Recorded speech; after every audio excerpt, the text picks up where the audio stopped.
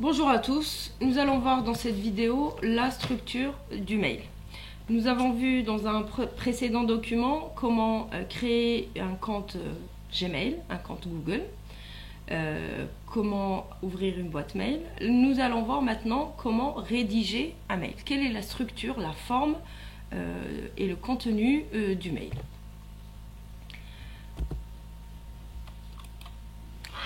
Alors, il faut savoir que dans un mail, il y a 6 éléments obligatoires. Premier élément qu'on appelle le destinataire, c'est-à-dire qui envoie le mail.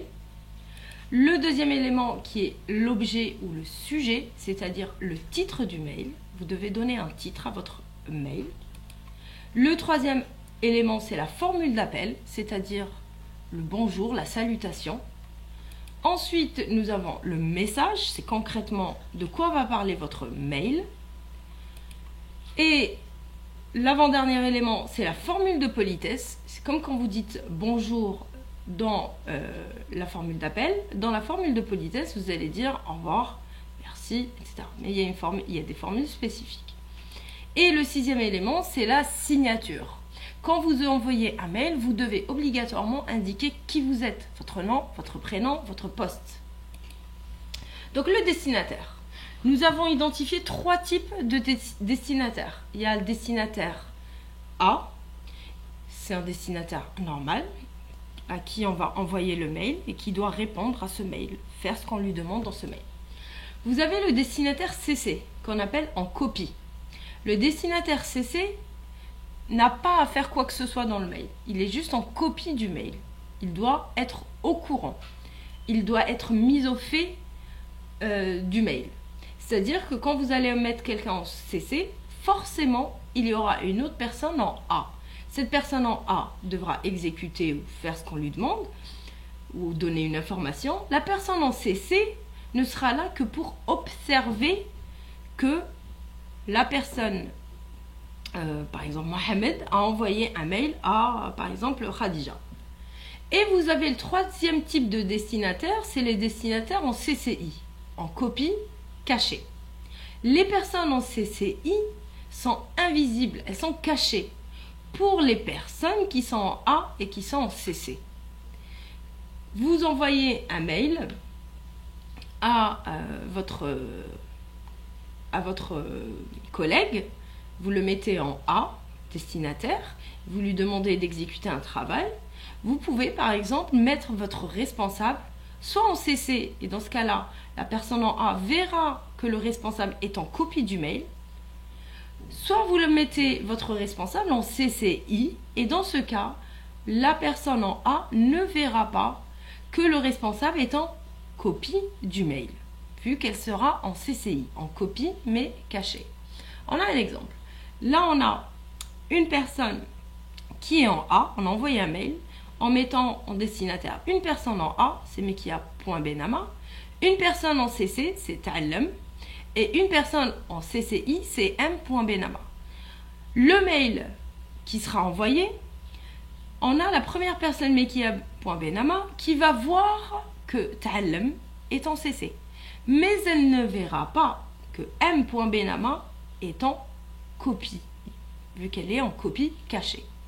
La même chose pour Ta'allam. Ta'allam verra que A a reçu le mail et que A doit faire quelque chose, qu'on est en train de lui demander quelque chose à faire dans le mail, mais il ne verra pas que M.Benama est en copie cachée. Par contre, M.Benama verra que A a reçu le mail et que A, c'est-à-dire Mekia.Benama, et que Ta'allam a reçu un mail. Elle verra que Ta'allam est en copie, que Ta'allam n'a rien à faire, il est juste en copie, mais que A a quelque chose à réaliser, une réponse à envoyer, un travail à réaliser. Les différentes personnes qui seront en CCI ne se verront pas entre elles. C'est-à-dire que si en CCI j'ai M.Benama et j'ai d'autres personnes ici qui sont en CCI, ces personnes-là ne se verront pas entre elles. Dans ce cas, le CCI peut être aussi utilisé dans le cas où on envoie un mail à différentes personnes, mais on ne veut pas que ces différentes personnes connaissent les adresses mail des unes des autres. Dans ce cas-là, on va mettre toutes ces personnes-là en CCI. Ensuite, l'objet ou le sujet. L'objet du mail est un titre qui doit présenter les caractéristiques suivantes. Donc le titre doit être court, c'est un titre, il ne doit pas être long, ce n'est pas une phrase, et il doit être surtout sans article. On ne met pas d'article. Au lieu de dire par exemple la demande d'information, on va mettre demande d'information. On enlève l'article là. Au lieu de dire le suivi des examens, on va mettre comme objet, comme sujet, suivi des examens. On enlève le. Donc c'est court et c'est sans article. Le but de l'objet, c'est quoi? C'est attirer l'attention du destinataire. Si vous ne mettez pas d'objet à votre mail, la personne ne tiendra pas compte de votre mail. Par contre, si vous mettez un objet à votre mail en indiquant par exemple urgence, traitement des notes ou urgence, remise des copies, là, votre destinataire, celui qui va recevoir votre mail, va automatiquement être attiré par l'objet qui signale justement une urgence. On a un exemple. Un premier objet, un premier titre, un premier sujet, demande de devis. On ne va pas mettre la demande du devis. Candidature au poste de commercial et non la candidature. Annulation de la formation et non l'annulation de la formation. Donc, vous voyez, les 3 titres donnés comme exemple sont courts et les 3 titres donnés comme exemple ne contiennent aucun article. La formule d'appel, elle doit être adaptée à l'objet du mail. Elle doit être adaptée à l'objet du mail. Nous allons mettre une formule d'appel en fonction de notre objet et en fonction aussi permettre d'identifier le destinataire.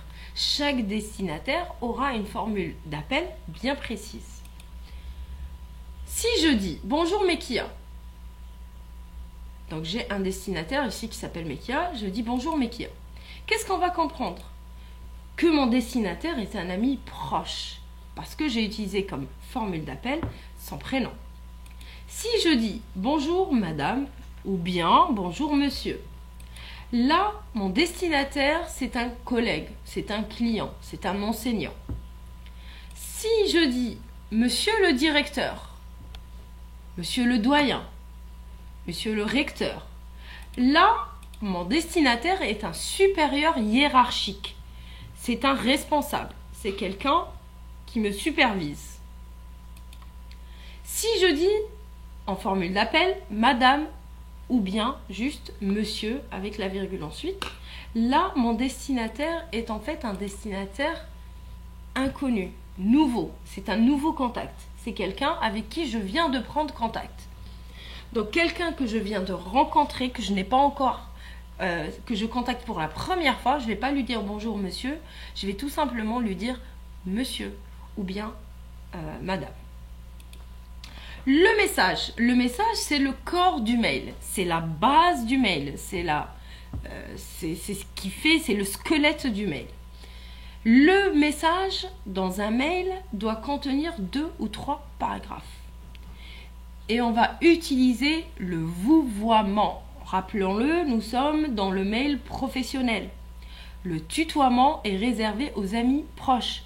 Le vouvoiement, c'est quoi? C'est le fait de dire vous. Et le tutoiement, c'est le fait de dire tu. Donc, on dit contenir 2 ou 3 paragraphes, pas plus. Le mail, si vous avez beaucoup de choses à raconter, vous allez tout simplement rajouter ce que vous êtes en train, les détails que vous voulez donner qui font une page, vous n'allez pas les mettre dans le mail. Vous allez les mettre en pièces jointes dans le mail, sous forme de documents Word, de documents PDF. Mais le mail en lui-même va contenir 2 ou 3 paragraphes. Le premier paragraphe, lorsqu'il s'agit d'un premier contact, d'un nouveau contact, le premier paragraphe va servir à se présenter. C'est tout. Votre nom, votre prénom, votre poste, qui vous êtes, pour contacter telle ou telle personne. Le deuxième paragraphe va servir soit à transmettre une information, soit à demander une information. Si dans le deuxième paragraphe, vous allez par exemple transmettre une information. Ben, le troisième paragraphe va servir, par exemple, à demander une information secondaire. Donc, chaque paragraphe a un objectif spécifique. Ne mélangez pas tout dans un seul et même paragraphe. Premier contact, premier paragraphe, on va se présenter. Deuxième paragraphe, on va par exemple transmettre une information principale. Et troisième paragraphe, on va transmettre une information secondaire. Ensuite, vous avez les pièces jointes. Je vous disais, quand vous avez plusieurs informations très longues à communiquer qui vont dépasser le paragraphe, les 3 paragraphes, vous allez tout simplement ajouter ces informations en pièces jointes. Vous allez dans votre mail dire tout simplement, vous trouverez en pièces jointes les informations demandées. Vous allez trouver en pièces jointes les informations que vous devez nous transmettre. Et c'est tout. Votre mail va contenir dans ce cas un seul paragraphe. La liste des demandes ou des informations à transmettre seront, elles, mises en pièces jointes, soit en format PDF, Word, Excel, PowerPoint ou en format photo. La formule de politesse. La formule de politesse, vous avez plusieurs types de formules de politesse. Vous avez formule de politesse bien à vous, cordialement, très cordialement. Ces formules de politesse vont s'utiliser avec un collègue, avec un client, avec un enseignant par exemple. Vous avez formule de politesse respectueusement, sincère salutation. On va l'utiliser pour un supérieur hiérarchique. On a donné l'exemple tout à l'heure de votre directeur, de votre responsable, de votre doyen, de votre recteur. Et vous avez une formule de politesse basique, bien à toi, qui est en quelque sorte l'opposé du bien à vous, qui s'adresse à un collègue, à un enseignant. Le bien à toi va s'adresser à un ami proche. Donc voilà pour les formules de politesse. Maintenant, dernière étape, la signature. La signature, elle doit indiquer le nom et le prénom. Votre vrai nom, votre vrai prénom. Votre fonction. Quel est votre poste? Vous êtes enseignant, vous êtes commercial, vous êtes comptable, vous êtes étudiant. Si vous êtes étudiant, vous allez indiquer quel niveau. Niveau L1, L2, L3. Vous allez indiquer votre groupe. Est-ce que vous faites partie du groupe 1, du groupe 8, du groupe 6? Et enfin, le dernier point, c'est le numéro de téléphone. Le numéro de téléphone, comme indiqué, il est facultatif. Facultatif, ça veut dire qu'il n'est pas obligatoire. Étant donné que la personne a déjà votre mail pour vous contacter, vous n'êtes pas obligé d'indiquer votre numéro de téléphone. Mais vous pouvez le faire. Le cas, par exemple, d'une personne qui est commercial. Un commercial va indiquer forcément son numéro de téléphone, car c'est son outil principal de travail. Mais sinon, vous n'êtes pas obligé, c'est facultatif. Vous n'êtes pas obligé d'indiquer votre numéro de téléphone. La signature maintenant. La signature, elle peut être introduite de 2 manières différentes. Soit vous allez introduire votre signature de manière automatique. On verra ça dans une prochaine vidéo. C'est-à-dire automatique, on va dans les réglages de Google, dans les paramètres, et on va insérer une signature. Et là, à chaque fois qu'on va vouloir rédiger un mail, on va cliquer sur nouveau message pour nouveau mail. Automatiquement, notre signature va se mettre. Automatiquement, elle va s'écrire. On n'aura pas besoin de l'écrire. La deuxième manière d'insérer la signature, c'est manuellement. Manuellement, il vous faudra vous-même, à chaque fois que vous rédigez un mail, et bien à la fin, quand vous finissez d'écrire votre message, à la fin, vous allez mettre manuellement, réécrire manuellement votre signature. Évidemment, la meilleure manière de mettre une signature, c'est la signature automatique. Vous pouvez le faire sur PC. Ainsi, à chaque fois que vous allez écrire un mail, que ce soit sur votre propre ordinateur, dans un cybercafé ou sur un autre PC, vous allez avoir votre signature qui va apparaître automatiquement. Vous n'aurez pas le casse-tête de la réécrire à chaque fois. Ça marche également pour les smartphones.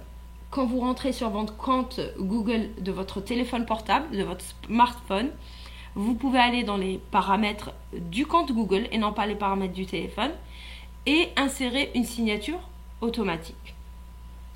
Vous avez ici un exemple de signature. Fouad Bettahar, formateur FLE, donc le nom et le prénom. Le nom de famille toujours en majuscule, c'est très important. Vous devez faire la distinction entre votre prénom et votre nom de famille. Pour certaines personnes, le nom de famille ressemble à un prénom. C'est pour ça qu'il est important de mettre le nom de famille tout en majuscule et le prénom seulement la première lettre en majuscule. On indique ensuite une virgule, on revient à la ligne formateur FLE, c'est-à-dire ici la fonction, le poste de la personne. Et enfin, on ajoute une virgule, on revient à la ligne ENS Mostaganem, c'est-à-dire ici l'institution. À quelle institution, à quelle entreprise appartient la personne. Ce n'est pas seulement la fonction, mais aussi l'institution, l'entreprise à laquelle est rattachée cette personne. Donc voilà, un récapitulatif. Vous avez ici un exemple de mail. On voit qu'ici, mekia.benama est en A. On a Talem qui est en A aussi. Et on a, normalement il est en CC. On va voir. Mekia.benama est en A. Voilà. Talem@gmail.com est en CC. Et m.benama est en CCI. On a notre objet, notre titre, demande de devis. On a la formule d'appel « Bonjour monsieur ». Donc on comprend que c'est un premier contact. C'est une première prise de contact. Quoique non, c'est pas une première prise de contact, pardon. Ensuite, on a notre présentation. Donc là, on a dit la présentation dans le cas d'une première prise de contact. Donc je m'appelle, votre nom majuscule, votre prénom. Je suis le responsable des achats de Pharmosta, qui est une entreprise de production de produits pharmaceutiques. Donc vous présentez votre entreprise. Ensuite, on a la demande. Nous avons vu votre annonce et nous aimerions avoir un devis pour l'intégration de l'ERP Odoo. Donc c'est une demande. Et enfin, le troisième et dernier paragraphe, c'est une transmission d'informations. Nous sommes intéressés par les modules comptabilité et ressources humaines de votre ERP. Donc, vous trouverez en PJ, en pièce jointe, PJ, P majuscule, point J majuscule, ça veut dire pièce jointe, c'est-à-dire pièce ajoutée au mail. Vous trouverez en PJ notre cahier des spécifications. Vous voyez qu'ici, dans ce mail, la personne n'a pas mis en paragraphe les spécifications, les demandes. Comme il y a beaucoup de demandes, ces demandes ont été ajoutées en pièce jointe. Vous voyez ici la pièce jointe qui apparaît. Ensuite, après voilà, tout ça, ça forme le message. Le message est constitué ici de 3 paragraphes. Ensuite, on a la formule de politesse qui est cordialement. Ensuite, votre signature, nous l'avons vu, qui peut être automatique ou manuelle. Donc, nom en majuscule, le prénom, le poste responsable des achats, l'entreprise, Pharmosta et un numéro de téléphone de contact. Et enfin, la pièce jointe qui contient le cahier des spécifications mentionné ici dans le 3e paragraphe. Donc voilà, nous avons vu dans cette vidéo tous les éléments composant la structure du mail, à savoir le destinataire, l'objet, la formule d'appel, le corps du texte, la formule de politesse et la signature. L'objectif maintenant après cette vidéo, c'est que tout étudiant contacte ses enseignants en respectant cette structure du mail. Vous devez appliquer ce que nous avons vu dans cette vidéo. Je vous remercie et à bientôt pour une prochaine vidéo sur l'insertion de la signature manuelle ou automatique.